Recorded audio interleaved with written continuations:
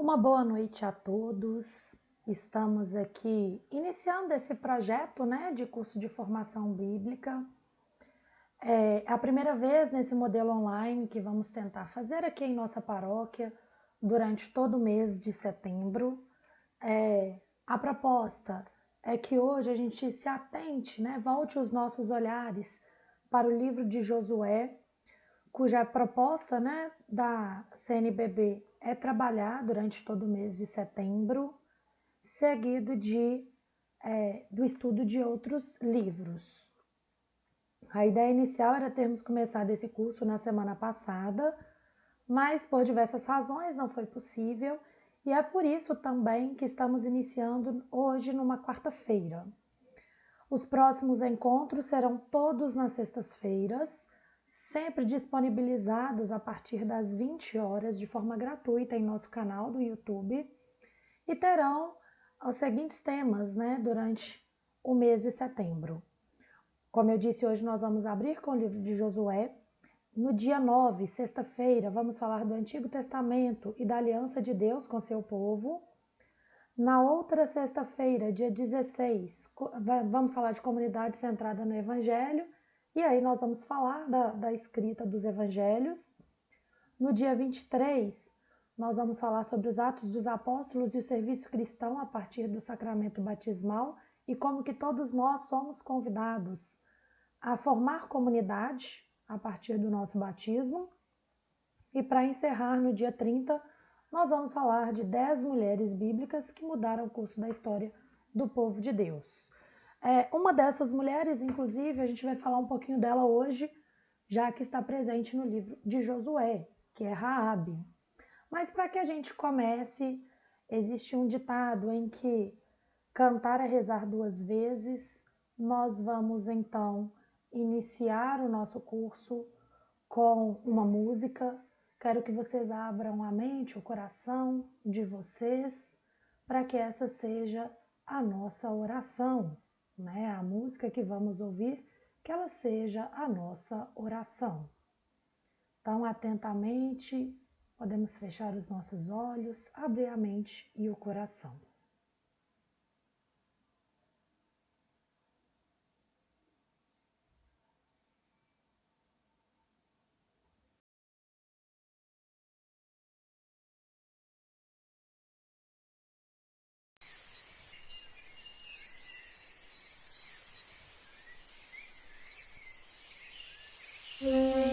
Proclamar a palavra. Tem muita gente precisando escutar. Vem, insista, todo dia proclama. Oportuna e inoportunamente proclama.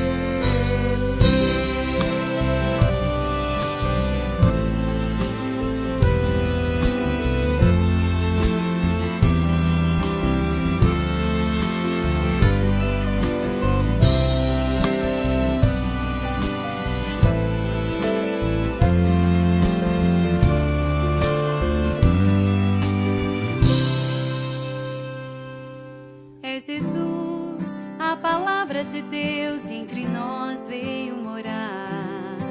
Quem ouve sua palavra e a põe a praticar.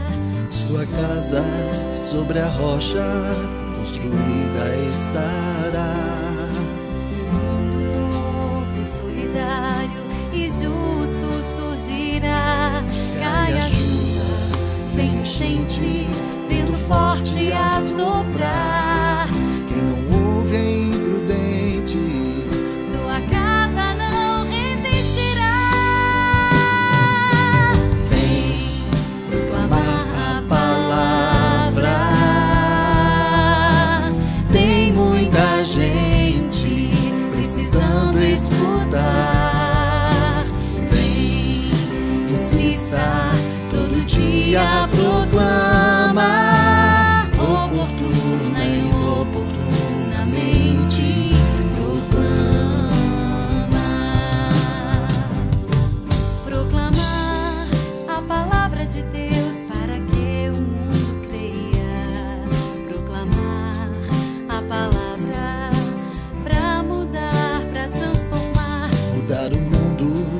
nossa vida, jeito novo da gente viver. Para que sejamos todos um, ensinar, convencer. Vem, proclama a palavra com coragem pra salvar. Proclamar para que todos a verdade possam encontrar. Vem proclamar a palavra. Tem muita gente precisando escutar. Vem, Insista, todo dia proclama, oportuna e inoportunamente proclama. vem com fé e proclama. Eu também vou proclamar. Em família, entre amigos, aos vizinhos e em todo lugar. Aos doentes, aos mais pobres, às crianças e a você. No trabalho, na escola, com os jovens e no lazer. Ajuntado por Jesus, alegria é testemunha, é viver o Evangelho e não ter do que se envergonhar. Vem proclamar a palavra. Tem muita gente precisando escutar. Vem, insista, todo dia proclama, oportuna e inoportunamente proclama. Um dia Pedro, sem medo, com coragem sua voz levantou, proclamou a palavra e a história da salvação contou. Contagiaram-se os corações quando ouviram falar. Todos juntos em alta voz aos apóstolos perguntaram: E nós, irmãos, o que devemos fazer? cada um se converter, ser batizado e o dom do Espírito receber. Vem proclamar a palavra. Tem muita gente precisando escutar. Vem, insista, todo dia proclama, oportuna e inoportunamente proclama.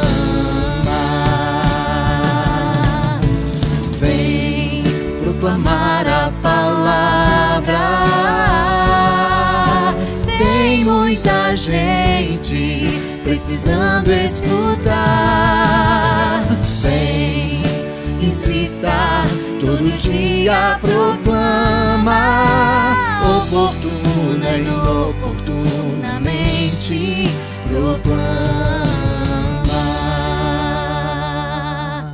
Vem proclamar a palavra.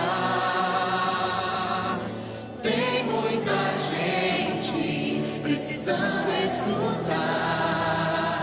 Vem, insista, todo dia proclama, oportuna e inoportunamente proclama.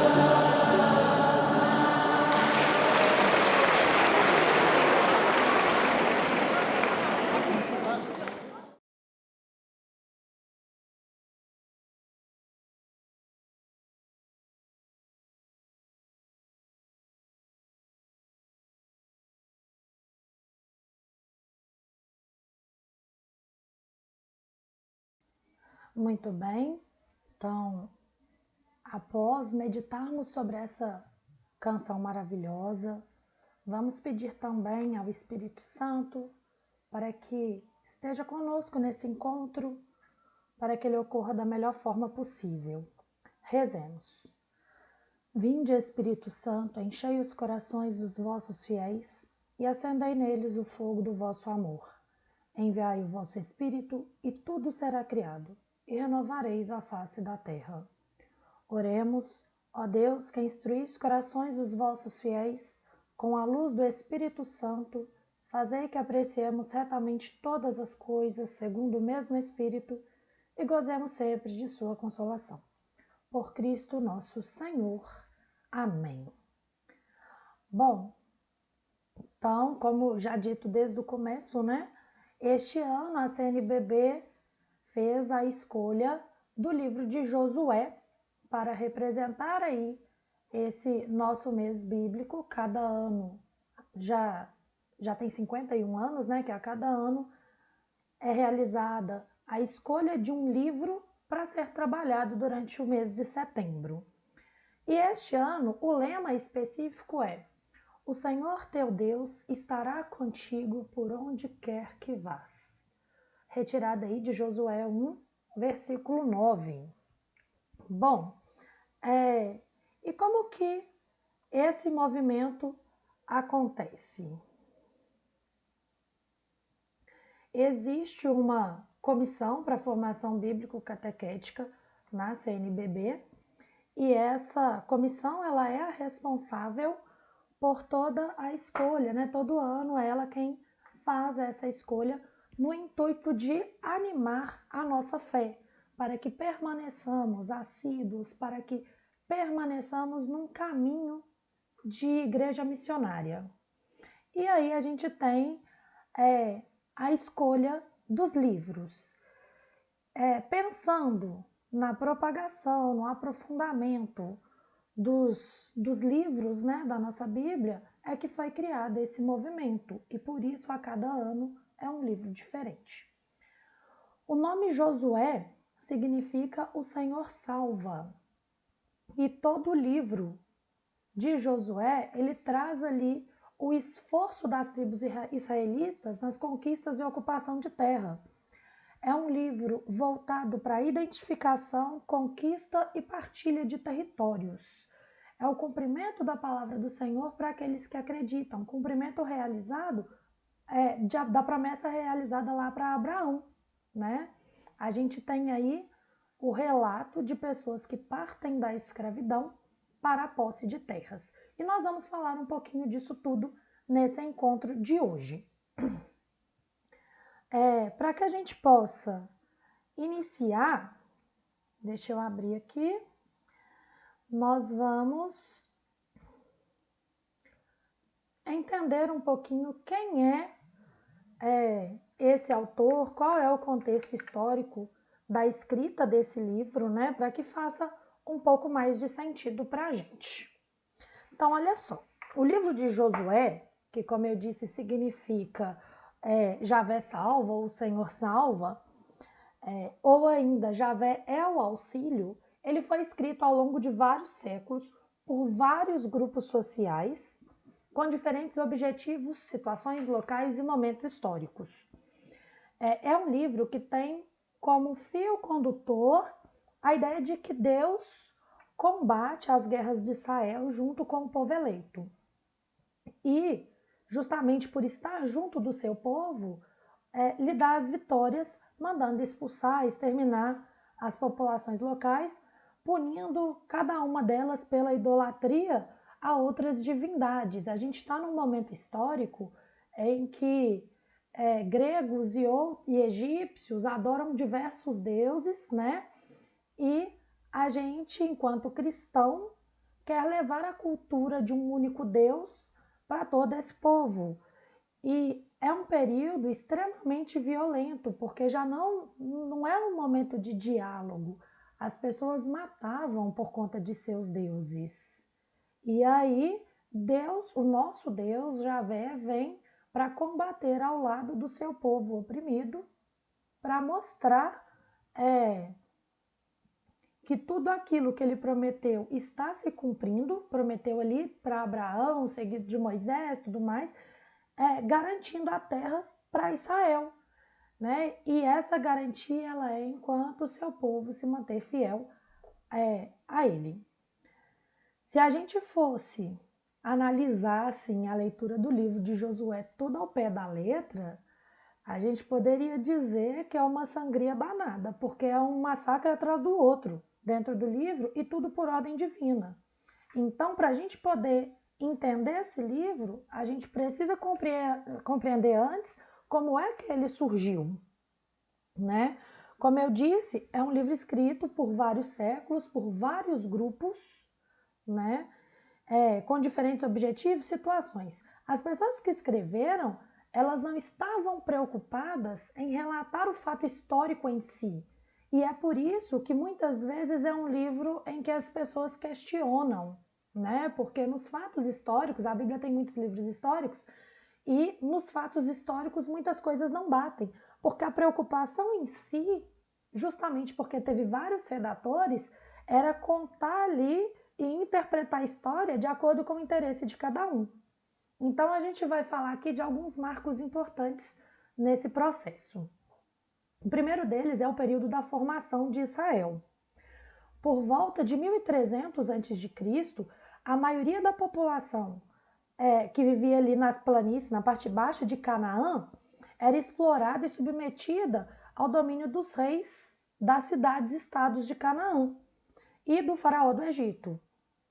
Muitas pessoas pobres e oprimidas ali saíam dessa região para a região montanhosa de Canaã, que era menos habitada e estava fora desse domínio dos reis e do faraó. Aí, o enfraquecimento do Império do Egito, a partir de mais ou menos 1200 a.C., acelerou essa saída da população dos centros urbanos para as montanhas, né? A gente fala muito disso na Bíblia com o nome de Êxodo, que é essa saída. E então surgiram muitos grupos de refugiados, né? Os camponeses, os operários, os marginalizados, as pessoas escravizadas pelos reis e faraós do Egito e tal, todos foram para essas pequenas aldeias realizadas ali, criadas nas montanhas de Canaã. E com isso foi abrindo ali novas populações, foram criando ocupações do espaço. E é assim que surge o núcleo de um povo que a gente vai dar um nome posteriormente ao povo de Israel. Bom, e esses acontecimentos, eles são contados e recontados detalhadamente durante vários séculos. O livro de Josué, ele tem uma história, ao mesmo tempo que heróica, também mítica, né, com alguns fatos míticos, relacionando ali a reforma de Josias com a implantação da teocracia, que é colocar Deus como um centro, né, lá em Judá, no pós-exílio. E aí, por conta disso, ficam registradas algumas histórias e tradições sagradas na vida dos israelitas primitivos. A primeira dela é a terra partilhada. Em meio à realidade de pessoas pobres e sem terra, nascem ali as leis, as tradições que vão garantir terra para o sustento de todos, né? Então, todo o povo de Israel tem direito à terra partilhada. Surge também a lei da hospitalidade. A maioria dos israelitas primitivos, eles já enfrentam ali desafios muito grandes para sobreviver nessas regiões montanhosas de Canaã. E porque ali eram regiões extremamente pobres, né, e com recursos muito escassos, recursos de plantação, de água, muito raros. Então, eles já encontram muita dificuldade. E nesse sentido, nasce essa prática da hospitalidade, né? Porque se a terra é partilhada, o que é meu é seu, é de todo mundo. Então é um povo hospitaleiro. E as festas compartilhadas. Como são vários grupos advindos ali de situações diversas, de situações de pobreza extrema, como eu disse, né? De fuga da escravidão, de operários, camponeses e tal, as festas de cada grupo, como a Páscoa, foram compartilhadas e celebradas nas comunidades. Então, ali nasce a tradição do povo israelita. Bom, um outro período importante para a gente entender o livro de Josué é o período do rei Josias. O que acontece? Com a queda do Império Assírio em 620 a.C., o Josias retomou a reforma iniciada pelo rei Ezequias, centralizando em Jerusalém o culto ao nosso Deus, né? O culto a Javé, Deus do Estado, e destruiu ali os altares, os objetos de todas as divindades, os santuários que tinha, tudo, que eram conhecidos como lugares altos. Essa reforma, ela acentua ainda mais essa ideia da centralização do Templo de Jerusalém, né? Em que Deus, o Deus do Estado, Javé, Deus do Estado, seria um só templo e um só povo de Israel. Então aqui a gente tem esse marco importante. A gente tem a junção de povos pobres e marginalizados e a gente tem a unificação, né, dos templos de Deus. Apesar aí do forte caráter religioso, o objetivo principal dessa reforma de Josias era expandir territórios, né? Principalmente ali na região, no antigo Israel Norte, para poder justificar essa invasão, a conquista militar. O rei pede para os escribas escreverem a história do povo desde a entrada da terra até o tempo dele, que são aí os livros de Josué, Juízes, Samuel e Reis. E aí, algumas justificativas do movimento de Josias, que aparece na primeira parte aqui do livro de Josué, é a Guerra Santa, né, em que o próprio Deus, comandante das tropas de Israel, conquista cidades estrangeiras e extermina ali as populações, os moradores de lá, em nome dessa eliminação de idolatria, que foi exatamente o que Josias fez na sua reforma. A gente tem o registro das cidades conquistadas, como Jericó e Gabaon, aqui no livro de Josué, que mostra a lista dos reis vencidos, né? Como era a pretensão do rei Josias. A gente tem a declaração da fé em Javé por Raabe. Raabe era uma mulher estrangeira, né? E ela era, de certa forma, uma liderança dentro do grupo dela, que era um grupo que adorava diversas divindades e tudo mais. A adesão de Raabe para a crença israelita, ela é, assim, só o começo de mostrar esse poder aí de Deus e que todos têm que temer e confessar a sua fé somente a Javé. À medida que a gente for falando dos capítulos do livro, aí eu vou entrar um pouquinho mais nessa questão. E a Arca da Aliança, que é o símbolo da unidade, da identidade nacional, que foi apropriada e utilizada como presença sagrada e militar de Deus para poder justificar a Guerra Santa do rei Josias. Então, uma história que na Bíblia começa no livro de Josué, segue até o livro de Reis, é a história do rei Josias. E a gente precisa compreender essas batalhas, essas razões, para a gente compreender as batalhas ao longo do livro, né? Outro momento, outro contexto histórico dentro do livro de Josué é o período exílico e pós-exílico, né? Bom, na primeira invasão da Babilônia, o rei Joaquim e os seus colaboradores, incluindo Ezequiel, que era o profeta da corte, foram exilados para a Babilônia. Na segunda invasão, o rei Sedecias e os governantes foram torturados, mortos, e a capital de Jerusalém, com o templo, foi devastado, né? A história lá de Reis, segundo Reis, eu acho. Godolias, o governador nomeado para a Babilônia, destruiu a terra para os camponeses pobres que ficaram em Judá. Bom, durante o exílio, o grupo da elite de Ezequiel, que era quem se considerava ali o verdadeiro povo de Israel, criticou os camponeses porque eles pretendiam ser os únicos herdeiros da terra de Israel. Esse grupo revisou foi o grupo que revisou aí essa primeira parte do livro de Josué, que vai falar ali no capítulo 13, na hora que a gente for entrar nos capítulos, da retomada da posse das terras. O que acontece? Em 539 a.C., a Babilônia foi denominada pelos persas, né? E terminou ali o exílio. O grupo de Ezequiel retornou para Judá e estabeleceu a crença em um Deus único com a permissão do império.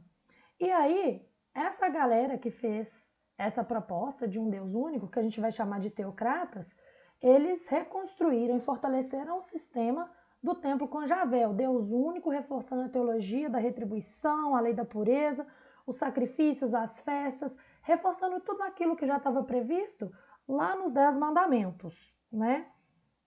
Só que, ao mesmo tempo, eles reforçaram isso como meio de arrecadação, né? Arrecadação de tributos, o que gerou ali também a pobreza dos povos.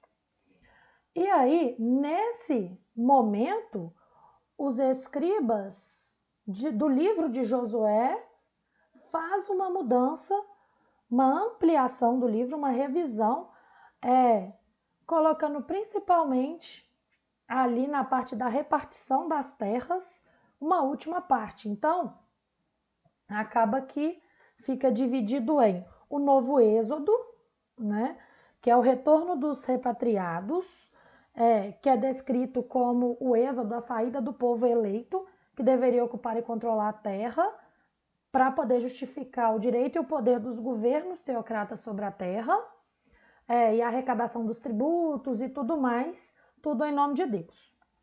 Bom, o outro momento é a sacralização da lei, como a gente tem aqui a igreja como domínio, como poder governamental.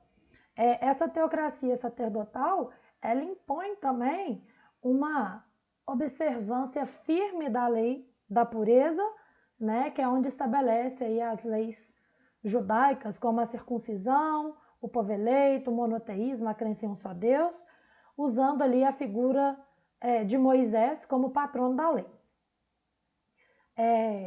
Os despojos da Guerra Santa, né, que tudo aquilo que foi retirado dos territórios conquistados, todas as riquezas de territórios fariam parte do templo de Javé, né, onde estavam ali os governantes. A distribuição da Guerra Santa, né, como as pessoas lutaram na guerra, elas tinham uma visão desse repatriarcado, dessa retomada da pátria, de que eles eram os verdadeiros herdeiros da terra, né, conquistados ali por Deus. O altar do santuário, escolhido por Javé, chamado Deus dos deuses, né? Então, os sacrifícios, as ofertas devem ser realizados única e exclusivamente no templo de Jerusalém, que é onde habitava Javé, o único Deus de Israel. Fidelidade e infidelidade do povo de Javé e sua palavra, que acontece? Quem quebrava a aliança era visto como servidores de outras divindades. Isso tudo provocaria a ira de Javé, tendo consequência a perda da Terra Santa, né? E a renovação da aliança. O povo de Israel vai renovar sua aliança com o Deus do Êxodo, agora transformado em um Deus excludente, ciumento e vingativo. Então, a gente vai falar um pouco disso tudo nesse encontro de hoje. Sei que já estou aí me delongando nessa introdução, mas era importante a gente entender esse contexto histórico, né, para que a gente compreenda o livro de Josué. Então, ele perpassa lá de fatores de promessas até questões territoriais históricas do mundo, né, para a construção da realidade cristã que a gente tem hoje. Beleza. Então, nós vamos fazer agora um comentário sobre cada capítulo do livro. Não vou ficar aqui falando muito, não, mas eu acho que é importante a gente passar por eles, né? Então, vamos começar. O capítulo 1, né? Josué é instruído e encorajado. Bom,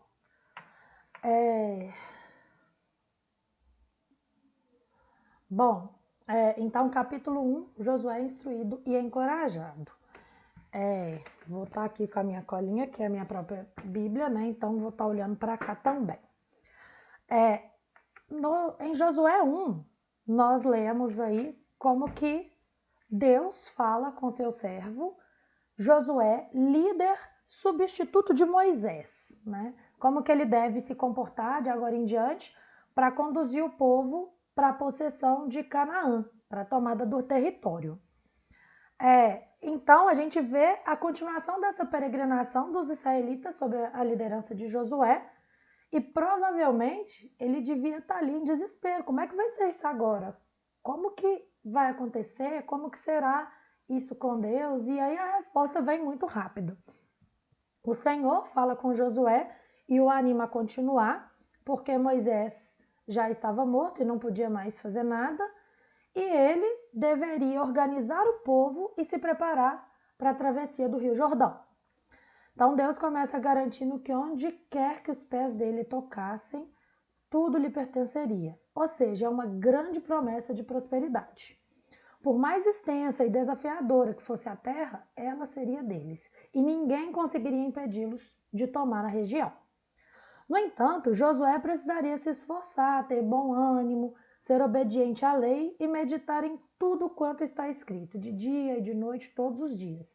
Ou seja, ele deveria ter o hábito de refletir sobre tudo o que foi dito através de Moisés. Como consequência disso, o Senhor estaria com ele e faria prosperar a obra das suas mãos. Os princípios escondidos por trás de todas essas instruções cabem a todos nós no dia de hoje. A gente precisa fazer a leitura, a meditação, criar o hábito de oração e de confiar em Deus, né? Em uma demonstração muito clara de obediência e fé, Josué prontamente ordenou que todos se preparassem para a travessia do Rio Jordão. E aí todos eles entrariam na terra prometida para poder conquistá-la, né? Josué, ele pode ter ali sentido uma sensação de solidão, né? E esperou ansiosamente perto do Rio Jordão para ouvir a voz de Deus. E ele não ficou desapontado.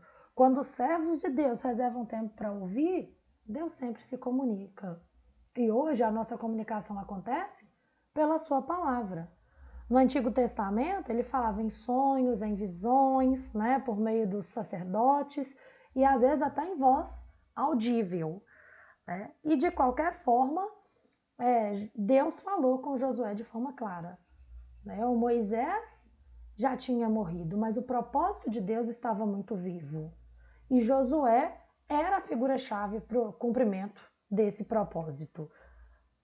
Josué devia assumir imediatamente o comando para conduzir o povo através do Rio Jordão rumo à Terra Prometida, né? Ninguém pode questionar o direito de Deus de dar Canaã aos israelitas, porque ele é dono de toda a terra, né? E é essa a promessa que ele faz a Josué. Bom, e aí então, vamos lá, enfrentar essa difícil missão, né, de conquistar Canaã, o Josué precisava de uma palavra de encorajamento, né? Josué sabia que os cananeus e os outros eram pessoas vigorosas, que viviam em cidades grandes, edificadas, cheia de força-tarefa, e tinha batalhas frequentes e guerreiros muito bons, né? E ao mesmo tempo, a maioria da região era montanhosa, então ele, em menos números, sem exército, enfrentaria ali com muito mais dificuldade e tal. Mas como veio de Deus essa orientação, essa ordem, Josué vai. Ele vai com fé, vai com confiança, né? Acreditando ali no que Deus disse de que nunca o abandonarei, né? seja forte e corajoso. Pensando nisso, Josué, a gente vai pensar aqui em 3 coisas que aconteceram. Quando Josué recebe 3 chamados de Deus para essa coragem. O primeiro, quando ele recebe a ordem de ser forte e corajoso por causa da promessa de Deus sobre a terra. Força e coragem seriam necessárias para essa extenuante caminhada que estava por vir. Mas Josué deveria ali se manter firme, né? Manter em mente o fato de que seria uma causa de sucesso, fazer com que Israel herdasse a terra, porque já tinha sido prometido aos seus antepassados. Ou seja, Abraão, Isaac, Jacó, todo mundo já tinha essa promessa da terra. E aí Josué agora finalmente ia levar os filhos de Israel, conduzir esses filhos para a terra prometida, né? Embora em qualquer geração o cumprimento dessa grande e significativa promessa dependa da obediência de Israel a Deus, a gente não pode ter dúvida de que está escrito direito à terra na Bíblia, né? Segunda coisa, Josué ele foi novamente ordenado a ser forte e muito corajoso, tendo cuidado de obedecer às leis de Moisés. Essa ordem, ela é baseada no poder de Deus por meio da sua palavra. É uma exortação muito forte, indicando que força maior seria necessária para obedecer a palavra de Deus, fiel e totalmente. Mais forte ele precisaria ser para fazer isso do que para enfrentar as batalhas, né? E aí tem lá descrito que para desfrutar dessa terra prometida, ser bem sucedido na conquista de Canaã, Josué precisava fazer 3 coisas em relação às escrituras. Primeiro, a lei não deveria afastar-se de sua boca, ele deveria falar da lei, ele deveria meditar sobre isso diariamente, pensar sobre isso e deveria fazer tudo o que estava escrito nela, obedecer totalmente aos mandamentos e agir de acordo com ela. O que não deixa de ser uma verdade para a gente nos dias de hoje, né? Enquanto cristãos, nós devemos ou deveríamos, né, ler e meditar sobre a palavra de Deus, falar sobre ela e agir de acordo com o que está previsto nela, né? Bom, e o terceiro chamado à coragem, dirigido a Josué, foi baseado ali na promessa da presença de Deus. O fato de Deus estar ali não diminuía a dificuldade humana de Josué para enfrentar esses desafios, né? Ele, como eu disse, encontraria as cidades gigantes e a presença de Deus faria toda a diferença, né? Então, quando Deus coloca, seja forte e corajoso por 3 vezes durante um livro, é porque essa força, essa coragem se faz necessária para alcançar os caminhos propostos, né? Bom, o segundo capítulo a gente tem a descrição da fé de Raabe. Então, 2 espiãs são enviados a Jericó para poder conhecê-la.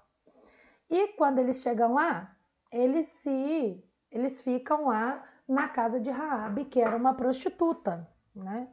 Só que eles foram vistos e pela manhã, por ordem do rei, chegam lá os soldados mandando que entregasse esses 2 homens, né, para poder entender o que é que eles estavam fazendo ali. Vale lembrar que esses dois espiões, eles foram enviados ali por Josué e seu povo para entender o que estava acontecendo em Jericó, para conseguir chegar no território.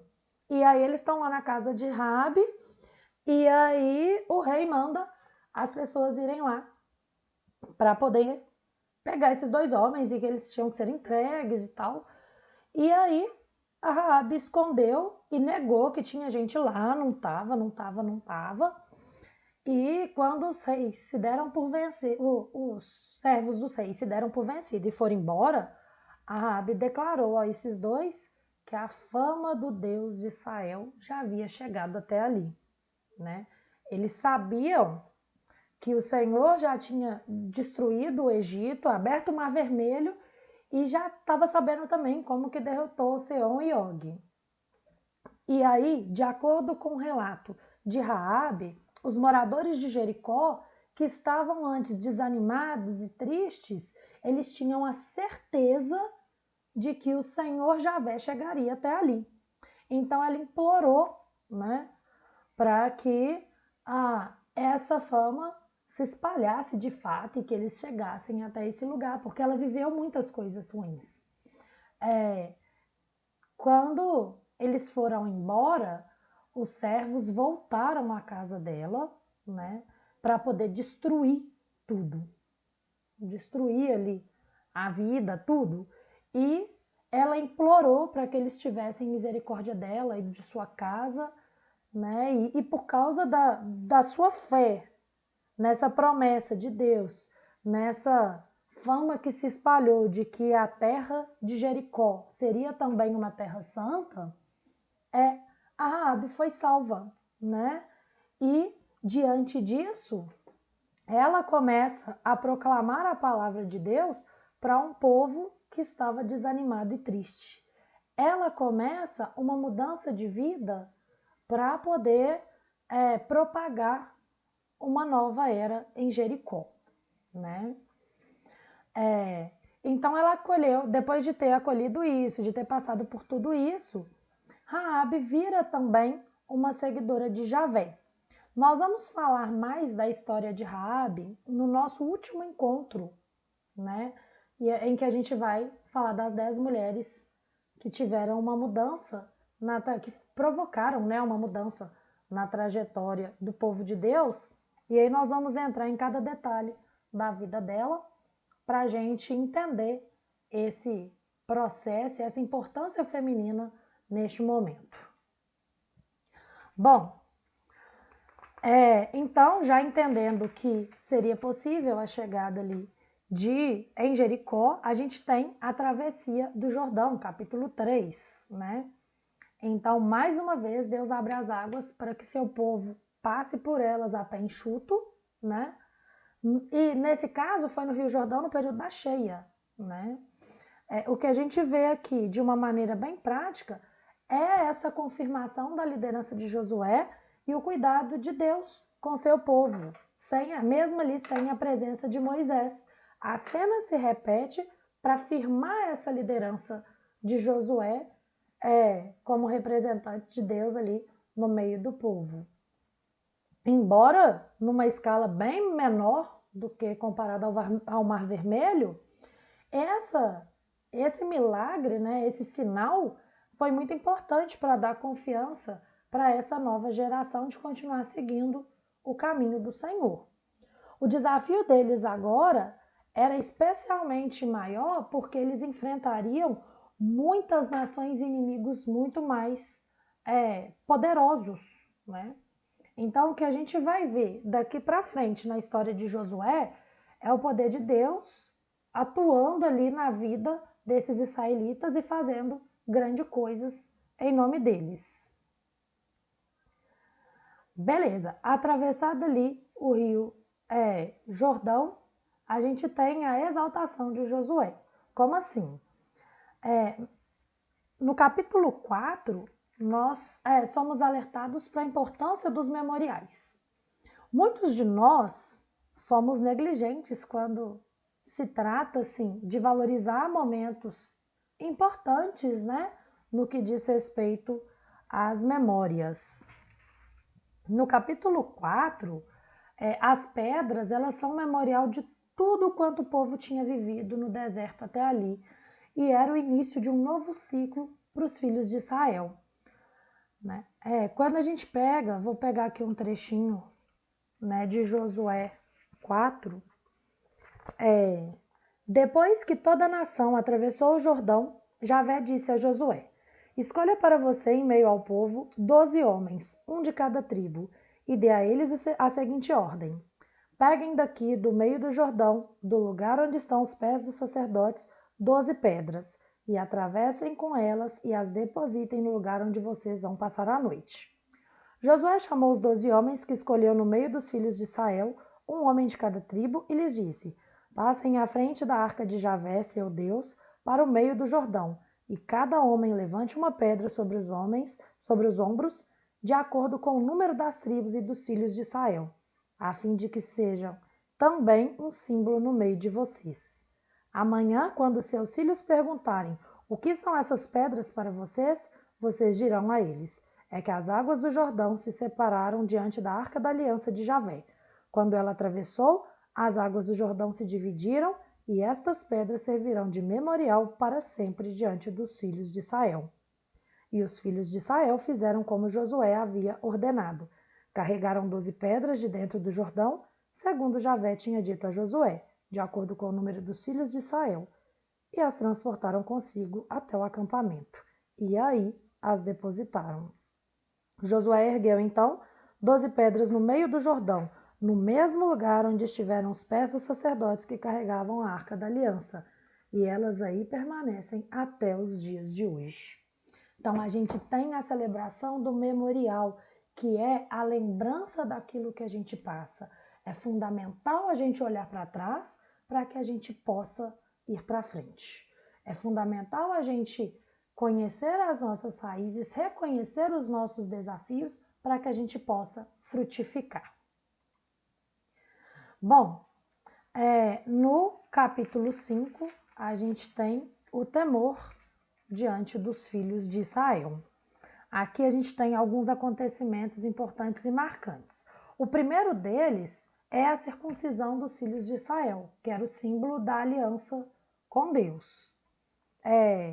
Então, seria ali a marca física de que pertencia ao corpo, né, da igreja, ao corpo de Deus ali, seria a indicação de que o estilo de vida, as decisões seriam claramente guiadas por Deus. Além disso, nessa nova etapa aí, já do outro lado do Jordão, os israelitas, eles testemunharam ali o rompimento ali, o acabar do maná. O pão e carne não cairia mais do céu a partir daquele momento. Na terra em que mana leite e mel, eles teriam abundância, mas era preciso trabalhar para colher o fruto da terra, né? Então, nós precisamos, de fato, construir aquilo que a gente quer colher. A Terra Santa é dada, o maná existe, tudo que se planta se tem, mas a gente precisa trabalhar em prol desse maná, né? Então, por fim, enquanto Josué estava ali observando a cidade de Jericó e as suas muralhas enormes, o anjo do Senhor lhe aparece. E com o rosto em terra, Josué adora e em seguida ele começa a dizer o anjo, né, começa a dizer a Josué qual deveria ser a sua estratégia de ataque.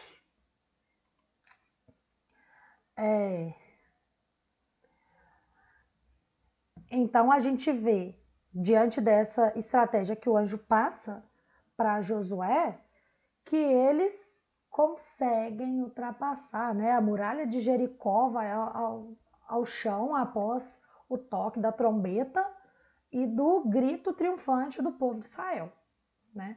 É muito interessante notar que essa vitória, ela não é retratada de um modo natural.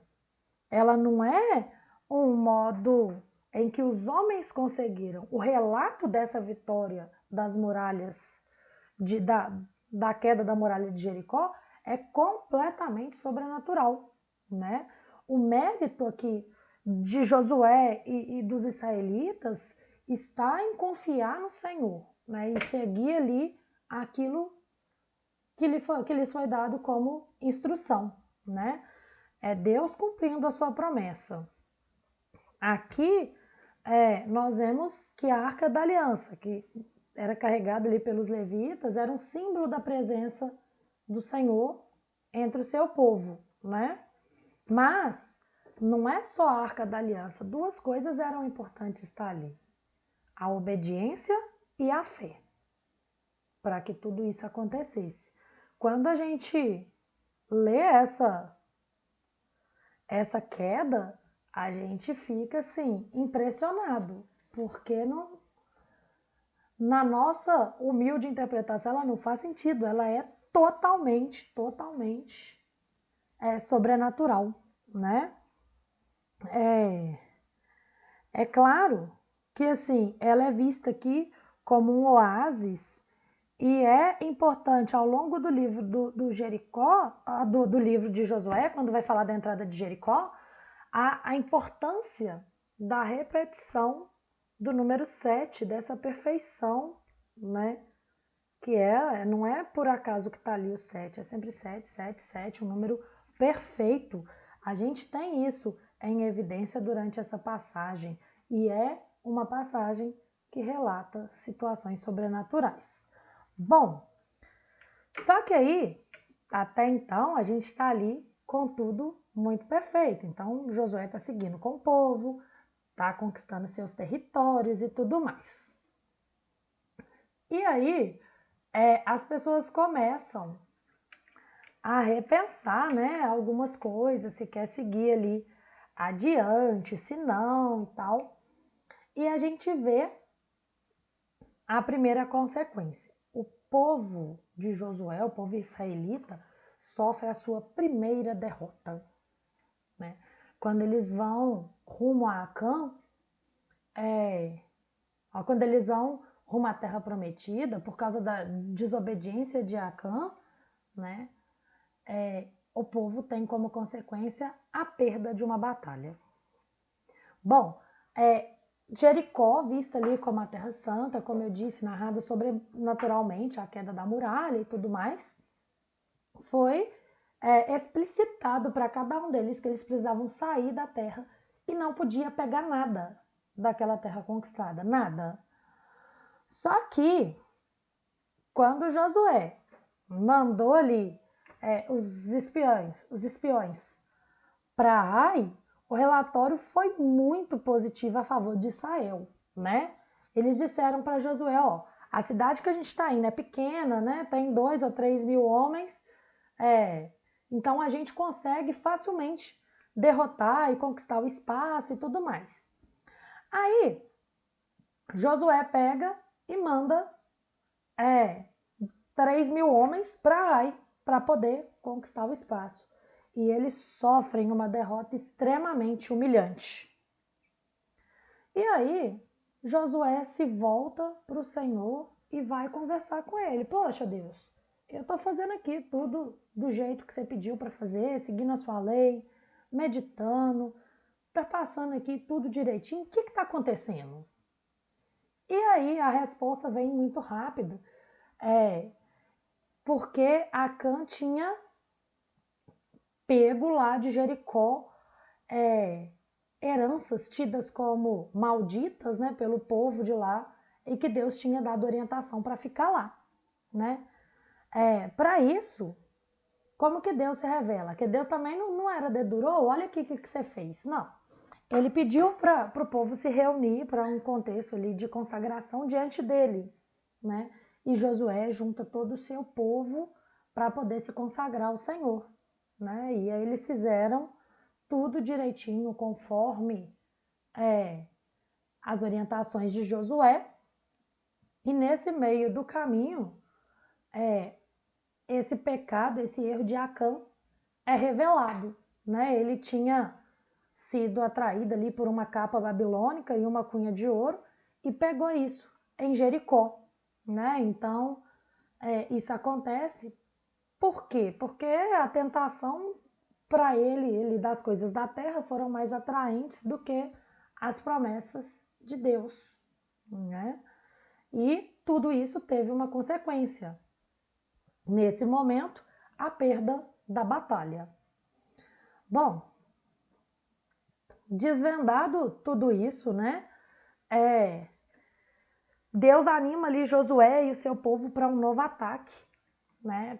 Contra Ai. E é muito importante aqui a gente perceber que essa derrota poderia ter colocado ali a liderança de Josué em xeque e as pessoas terem desistido, né? Você não falou que, segundo Deus, onde você pisasse, a terra seria sua, né? As pessoas poderiam ter desacreditado de Josué como liderança, né? Mas não, diante de tudo que foi construído, né, elas confiaram ainda mais, elas prestaram ainda mais obediência. A causa da derrota deles já tinha sido removida ali do meio, e agora o Senhor estava garantindo a vitória, né? Só que aqui nesse momento a estratégia muda. Diferente de Jericó, a gente não vê milagre nem nada, é uma coisa mais humana. Então deveria atacar, deveria ter combate, né? E os soldados precisariam se esforçar para poder vencer essa batalha. Então a gente vê, né, aqui uma outra ideia de que Deus ele opera na nossa vida não só por milagres diretos, mas por indiretos também, que a gente precisa fazer a nossa parte. Ele nos ajuda a executar as tarefas, mas a gente precisa ter ânimo, precisa ter perseverança, precisa ter força para poder seguir adiante. E aí, seguindo essa direção do Senhor, eles marcham contra Ai e vencem. Aí, após a batalha, Josué e seu povo levantam um altar na região de Ai para adoração do Senhor, né? Essa segunda vitória confirma ali que a estrada da promessa de Deus para a conquista da terra seria marcada por vitórias maravilhosas se o povo se mantesse em obediência, né? Então, com certeza, o ânimo e a confiança de todos ali naquele momento estavam em alta depois de 2 grandes e importantes triunfos. No capítulo 9, a gente vê os gibeonitas, né, que sabendo que o Senhor estava com Israel e destruiria todos os povos da terra, eles se disfarçam e se aproximam de Josué usando o nome do Senhor, dizendo que possuíam ali, que eles pertenciam a uma terra distante, que estavam dispostos a fazer aliança com Israel para poder servi-lo em troca de paz entre os 2 povos. E aí Josué fica encantado com aquela fala, né? E se deixa enganar, sem consultar o Senhor, ele sela um acordo com eles. Só que, não muito tempo depois, ele descobre que ele tinha sido enganado, que esses homens, esses gibeonitas, eles tinham enganado para que não houvesse a guerra. Descobriu a mentira e aí Josué faz o quê? Amaldiçoa esses povos, né? Então, vestidos de mentira, de religiosidade, os gibeonitas disseram tudo o que os israelitas gostariam de escutar. Exaltaram os feitos do Senhor, as suas vitórias, como que os israelitas eram um povo abençoado. E aí, quando o ego deles estava lá no alto, eles conseguiram enganar. Então, a gente precisa ter muito cuidado para perceber que tudo o que a gente tem, tudo o que somos, vem de Deus. E que baixar a guarda em relação a isso não é uma opção. Deixar o ego inflar não é uma opção. A gente tem que estar sempre pronto em situação de batalha espiritual para a gente não tomar decisão que vai prejudicar o nosso futuro. Bom, seguindo então, diante dessa meditação, capítulo 10, a gente tem a batalha de Gabaon, né, onde o sol e a lua ficam parados. Em Josué 10, então, a gente vê as consequências da aliança que Josué fez com os gibeonitas. Gibeão foi cercada por 5 reis que queriam tomá-la. E aí, diante disso, eles enviaram mensageiros a Josué suplicando ajuda com base no juramento que havia entre eles. O Senhor pega e ordena que Josué vá e que não tenha medo, porque ele teria uma grande vitória diante desses 6. Aconteceu que, no auge ali da batalha entre Josué e esses 4 reis, houve a ordem para que o sol e a lua se mantivessem parados até que Israel vencesse a batalha e acabasse. né? Josué pediu e Deus atendeu a sua prece, né? Esse foi o dia mais longo do que qualquer outro em toda a história da humanidade, né? Na descrição aqui do versículo 13, a gente tem o sol parou e a lua ficou imóvel até o povo vingar-se de seus inimigos. Não é isso que está escrito no livro dos justos? O sol permaneceu imóvel no meio do céu e não se apressou em se pôr, até se completar um dia, né? Muitos estudiosos assim desses fenômenos, inclusive, falam da diminuição da rotação da Terra em determinado marco histórico, que foi atribuída aí a essa passagem bíblica, né? De qualquer forma, tudo o que aconteceu ali foi extraordinário. E dia após dia, batalha após batalha, o Senhor confirmava sua promessa para Israel, né? E a presença dele ali ao lado de Josué para poder comandar essa jornada, né? Bom, no capítulo 11, a gente tem as vitórias de Josué. Então, a gente tem o relato dele ganhando ali as batalhas de vários reis, aumentando ainda mais a conquista da terra, o triunfo de Israel sobre os inimigos, né? Lembrando aqui que lá atrás, após ser ungido rei de Judá e Israel, Davi travou muitas batalhas e venceu, mas ao final de seus dias Deus lhe deu paz. Aqui a gente tem Josué travando inúmeras batalhas, inimigos dos mais diversos, derrotando cada um deles, né, na força do Senhor dos exércitos. Então aqui é aquilo que eu falei antes da listagem dos 6 derrotados por ele, aparece nesse capítulo. No capítulo 12 a gente tem as conquistas de Israel. Então as tribos de Ruben, Gad, a meia tribo de Manassés, recebendo sua herança.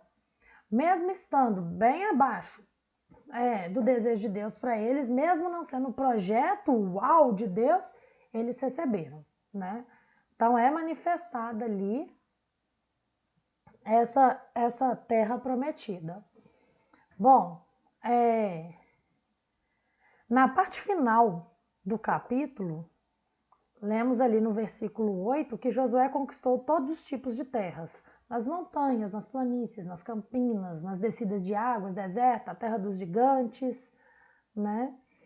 Isso nos diz que na vida nós também lutaremos em diferentes ambientes com mais diversos tipos de inimigos, mas em qualquer lugar, em qualquer situação, o desejo de Deus é nos dar a vitória.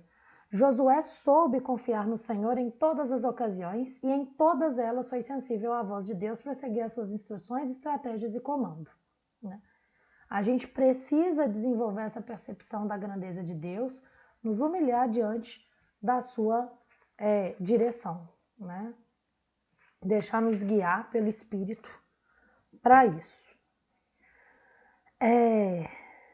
Aqui a gente já entra na segunda parte do livro de Josué, né? A gente já está na metade do livro e aqui já não está mais no foco as guerras, mas os esforços para um acordo de partilha das 12 tribos de Israel, né? A terra pertence a Deus e é por esse motivo que repartir deve ter ali um princípio para perpetuar o projeto de igualdade que foi firmado entre Javé e o povo de Israel, né? A gente vai ver aqui a apresentação das várias regiões, né, para poder fazer essas divisões. E aí, a gente tem já no início do capítulo 13 que a informação seguinte, deixa eu passar aqui. Eita, 13. Um pouquinho antes. Nós vamos falar da repartição de Canaã. A gente tem aqui no início do capítulo 13, dizendo que Josué já era velho, mas que ainda tinha muita terra para ser conquistada, né? E é interessante pensar que no capítulo anterior, a gente tem a informação de que ele venceu 31 reis nos mais diferentes cenários. E ainda aqui está dizendo que não é suficiente, que tem muita coisa para poder conquistar, né? E aí aqui vai tendo essa repartição das porções de terra, né, para cada tribo. Ele vai recompensar cada uma das famílias que lutaram a seu lado para que tudo aquilo ali se tornasse realidade. Josué é um homem de Deus excepcional, né, um verdadeiro modelo. Ele não tem ganância, avareza na sua liderança. Ele é justo, ele é reto, né? Ele tem um amor a Deus tão grande que as suas ações tornam-se exemplares para os seus seguidores. Bom, e nesse momento a gente tem um pedido realizado por Caleb, né? Quando os espiões desanimaram o povo ali com um relatório de pânico, de um pânico sangrento, de perdas e tudo mais, Caleb e Josué foram os únicos que permaneceram firmes na fé, crendo ali no Senhor, né? E é aqui que Deus coloca como consequência que ele lhe daria terra, de que onde seus pés pisassem, ele teria terra como herança a ele e sua família. Bom, passado esse tempo todo e tal, eles vivenciando os momentos de glória, acho que eu falei e ficou confuso, né? Caleb, o homem que estava com Josué quando teve essa promessa, quando só ele e Josué se manteram firmes na fé, agora acho que ficou melhor. Eles conseguiram convencer as multidões a seguir e tal, e agora passados 45 anos de batalha, né, depois de terem vencido muitas guerras, o Caleb vai até Josué para poder pedir o direito de conquistar a sua herança, né? Ele está ali cansado, né? E Josué consente que ele vá a Hebron, que é uma terra muito boa, que ficava no alto do monte e que era cheia de gigantes. A atitude de Caleb aqui é muito fantástica. Ele diz a Josué que se sente tão bem, né, naquele momento, quanto se sentia há 45 anos atrás, e que a sua fé permanecia tão firme quanto antes. Porque mesmo já tendo ali a idade suficiente, mesmo já tendo a terra prometida a ele tem a vontade de seguir o caminho de conquistas do Senhor. Ele tem vontade de seguir com Josué, né? Caleb vivia debaixo da unção de Deus. E por isso, depois de tanto tempo, é que seu vigor, o seu ânimo eram os mesmos. Isso acaba sendo um convite para cada um de nós, né? Para se manter firme nesse sentido. E aí, em Josué 15, a gente percebe que as demais tribos de Israel vão recebendo a sua herança na conquista da terra, né? Porque elas trabalharam muito, elas batalharam muito e agora já estão prontas para receber sua porção. Aqui é onde os humilhados serão exaltados, né? Viveram batalhas muito intensas e agora era dia da recompensa. E isso tudo acontece com a gente. A gente é recompensado nas nossas batalhas, diariamente, todos os dias. A gente só precisa enxergar. A gente só precisa ter fé, manter o ânimo, manter o vigor que Caleb teve para receber a nossa parte na herança, né?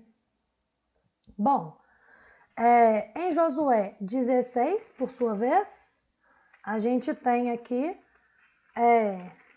o cumprimento das promessas de Deus feitas aos filhos de José, né? Lá em Gênesis 48. Efraim e Manassés recebem sua porção de terra e abrem um novo tempo de Deus nas suas vidas, né? A gente pensa muitas vezes que tudo parece muito distante. Olha isso, a promessa foi lá em Gênesis. Olha quanto tempo para esse cumprimento. O que a gente precisa é se manter firme nessa fé, né? Quando a gente estiver mais desanimado, é o momento da gente ter essa firmeza. Não é mesmo? Bom, então acaba narrando aí essa distribuição da porção de terra aos filhos de José. E aí, no capítulo 17, a gente tem uma lição muito importante. A meia tribo de Manassés, que atravessou o Jordão, foi até lá em Josué, onde ele estava, para poder reivindicar uma terra maior, porque onde eles estavam era pequeno, não estava todo mundo confortável, eram muitas famílias, né, e não tinha conforto. E aí Josué responde para eles, olha, vocês podem subir a montanha e conquistar esses espaços que vocês querem. Aí eles falaram, mas é porque lá tem os gigantes fortemente armados, né? Então já estão prontos para a batalha, tem muitas árvores e não sei o quê. E a gente tem aqui a resposta de Josué que cabe muito na nossa vida. Grande povo, és grande e força tens, né? Na sequência, eu não achei aqui direitinho, mas ele diz alguma coisa mais ou menos assim. As montanhas vão ser de vocês se vocês tiverem disposição para ir lá conquistá-las. As montanhas serão suas se vocês tiverem força para trabalhar para isso, né? Então, Manassés tinha ali uma necessidade. Josué liberou Manassés e seu povo para poder suprir essa necessidade. A questão é que eles estavam achando tudo muito difícil. E aí Josué condiciona ali a satisfação deles à disposição de lutar por isso. Né? Dá para ser melhor? Dá, mas faça a parte. Né? Então, que a gente tire essa lição aqui para a gente. Né? Tudo é possível, mas a gente tem que fazer a nossa parte. Não é mesmo? Bom, já em Josué 18, a gente tem aqui a reprovação da hesitação das tribos, né? Os israelitas, eles seguem o tabernáculo de Deus em Siló, né? Ali passa a ser o lugar central da adoração e tal, como se fosse a igreja de Javé, né? Bom, no versículo 3, Josué reclama sobre o fato do povo não estar afim mais de sair para conquistar a terra conforme a ordem do Senhor, né? E fica muito claro que essa geração ela já não tinha ideia assim, da dimensão da promessa de Deus para a vida deles, porque as conquistas que eles tinham tido até ali, para eles estavam parecendo suficiente, mas não era, né? Eles precisavam de novos reinos, né? Eles precisavam de renovar a fé para seguir lutando, e é disso que se trata aqui, no capítulo 18.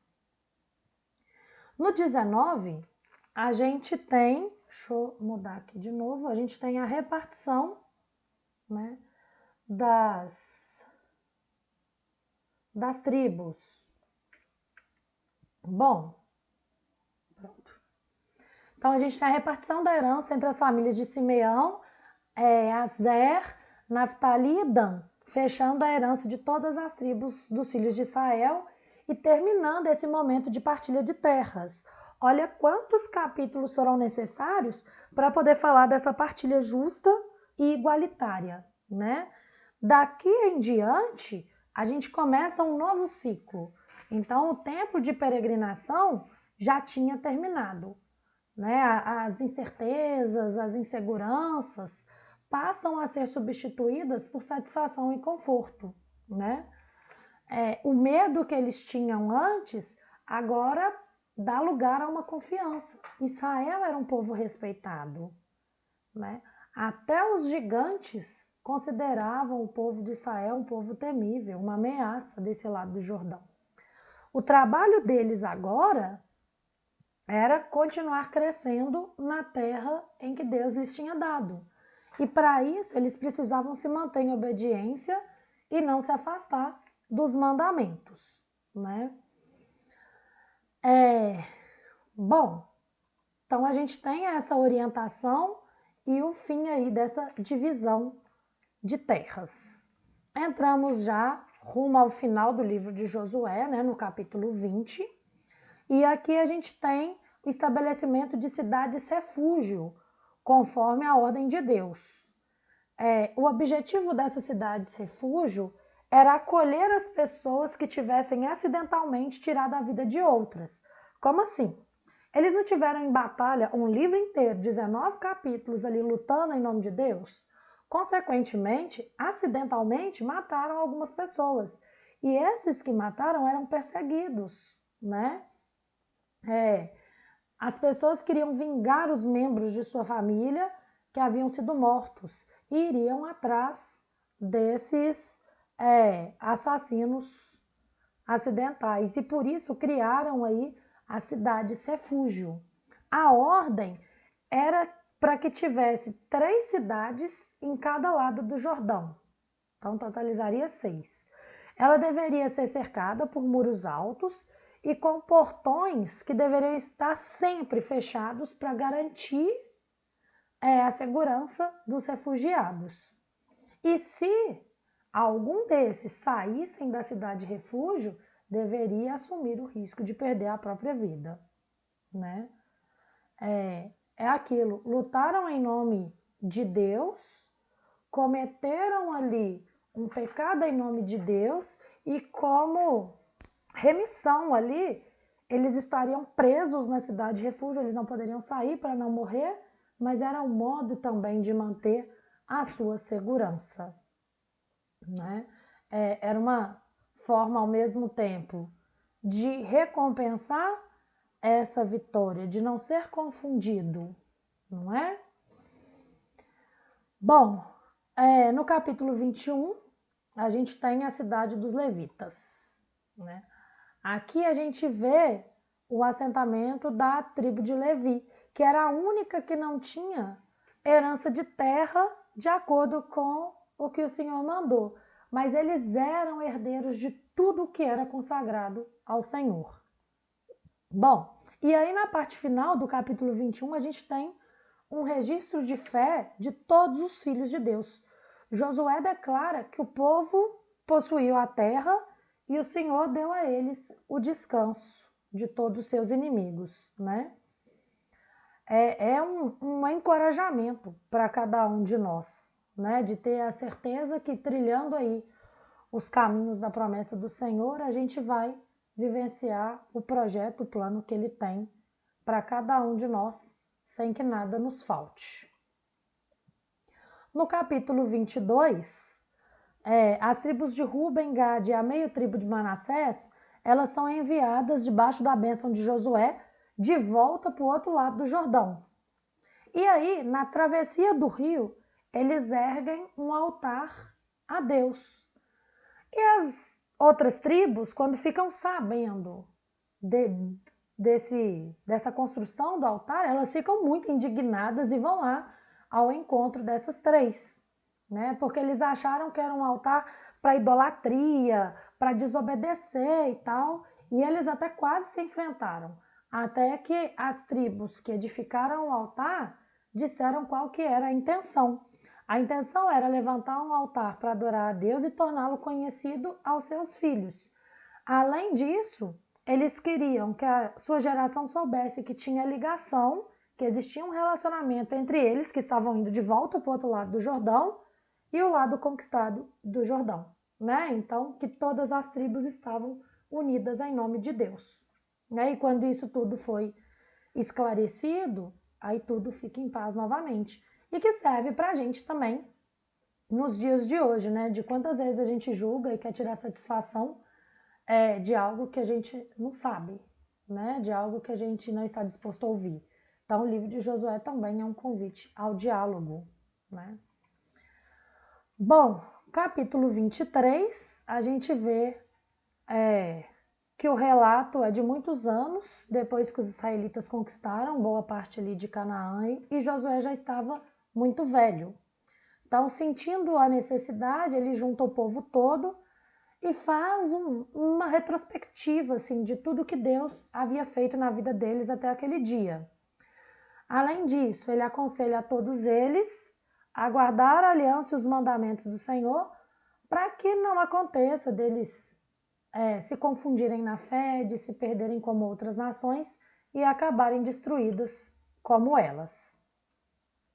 E, por fim, no capítulo 24, antes de Josué morrer, ele reúne o povo mais uma vez, né? E aí ele faz um discurso mostrando a importância da obediência aos mandamentos e aliança com o Senhor.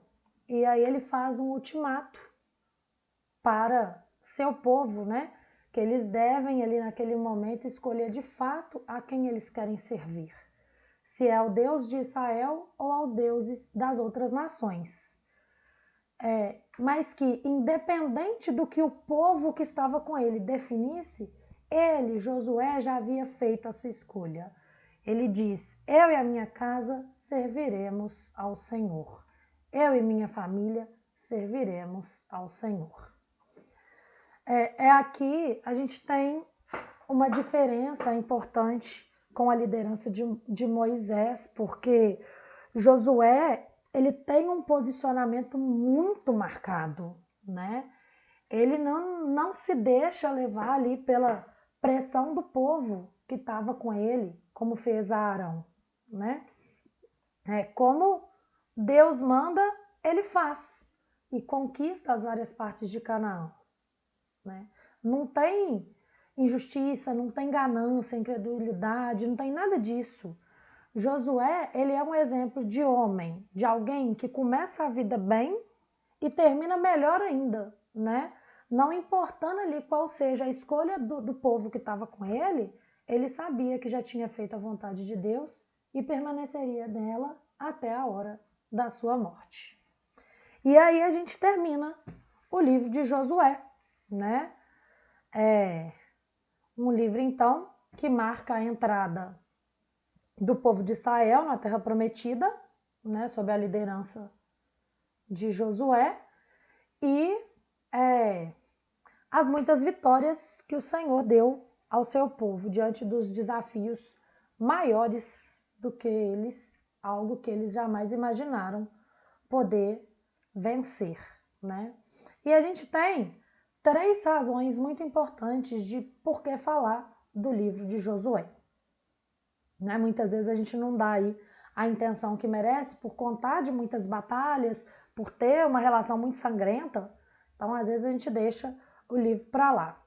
Mas, primeira razão, Josué retrata a fidelidade de Deus. Né? Então, a gente tem, antes, os 5 livros de Moisés, né? A promessa feita a Abraão, lá em Gênesis, que finalmente se cumpre agora. Né? O que Josué é indicado a fazer, que é liderar o povo de Deus até a Terra Prometida, é exatamente o que Deus ordenou e é fiel para ter se cumprido, né? Então a gente tem Josué como um exemplo de fidelidade. Segundo ponto importante, a gente tem Josué levantando o memorial para que o povo se lembre da fidelidade de Deus, que é o trecho das pedras que eu disse antes, né? Que fala aí das pedras colocadas sobre Acã, né, e sua família, para que esse sinal fosse um desencorajador de guerras entre outros povos, né? E também era o sinal lá no Jordão da aliança de Deus como seu povo. Então a gente tem Josué fiel, Josué levantando o memorial a Deus. E a gente tem Josué que exorta o povo de Deus a uma unidade, né? Quando a gente vai falar sobre divisão de terras, muitas vezes a gente passa esse pedaço na Bíblia, tipo, não vou ler isso não, para quê? Mas é principalmente para mostrar a justiça, para mostrar a igualdade, né? Para mostrar o cumprimento dessa promessa. Tudo isso está aqui no livro de Josué. E muito mais poderia se dizer, né, sobre os sermões que Josué faz a seu povo, mas esses 3 motivos são muito importantes, né?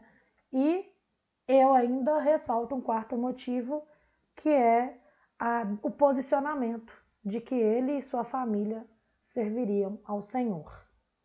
Então, que o livro de Josué seja para nós uma grande inspiração de se manter firme na fé, diante a toda e qualquer adversidade em nosso caminho, que a gente possa proclamar a palavra de fato, né? Que a gente relembre os nossos memoriais. Hoje, o principal deles centrado na nossa fé, né? Que é o memorial da paixão e morte de nosso Senhor, proclamado todo domingo, que a gente siga nessa proclamação, comungando do pão da palavra e da Eucaristia, né? E que nós tenhamos um posicionamento de serviço ao Senhor, de vida à sua palavra, uma palavra que é justa, que é igualitária, que preza pelo bem de todos. Louvado seja o nosso Senhor Jesus Cristo, para sempre seja louvado. Agradeço a presença de todos até aqui, agradeço aí a paciência, a perseverança, né? Um dia de muita falação, espero que tenha sido bom de alguma forma. Na próxima semana, quando a gente entrar no Antigo Testamento, a gente vai ter um momento mais interativo, né? Porque são muitos livros, para que não fique cansativo, vai ser um pouco mais interativo. Aguardo vocês na sexta-feira, dia 9, para que possamos então falar sobre os outros livros. Lembrem-se de trazer, né, de estar aí com vocês com a Bíblia em mãos, com papel, caneta e muita disposição. Agradeço mais uma vez a presença e a participação. Estivemos reunidos e permaneceremos sempre em nome do Pai, do Filho e do Espírito Santo. Amém. Vamos em paz e que o Senhor nos acompanhe.